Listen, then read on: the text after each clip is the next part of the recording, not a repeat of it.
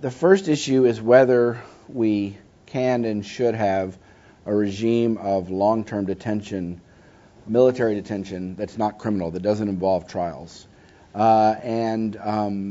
This is, I think, the most controversial question. It's a question that asks how we translate traditional wartime prerogatives to detain members of the enemy.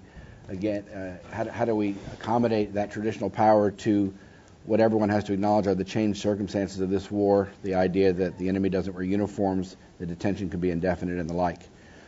On this issue, it seems to me this is the central issue. Whether or not the government can and should detain members of the enemy on a non-criminal basis.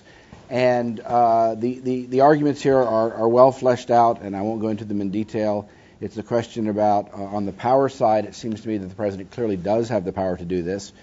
And I think that maybe the best statement of this was the brief filed by the Obama administration last Friday, laying out a very robust power to detain members of Al-Qaeda and the Taliban and associated forces indefinitely based on a combination of the congressional authorization to use force and the laws of war and traditional presidential prerogatives.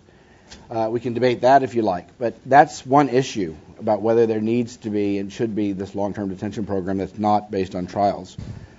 The analytically separate issue is whether we should have a national security court, and the claim I make in the Brookings paper is that if we have a program of non-criminal military detention, which the Obama administration suggested last week we would have going forward, then by definition we're going to have a national security court, because there's going to have to be a court that's going to supervise this detention program, either necessarily under the habeas corpus review and probably under some sort of statutory jurisdiction enacted by Congress.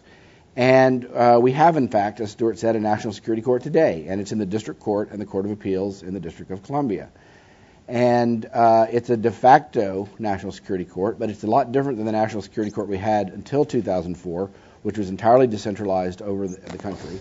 After the Rasool decision in 2004, and especially after Boumediene, it's become the accepted practice and custom that all habeas review of detainees will go to the District of Columbia.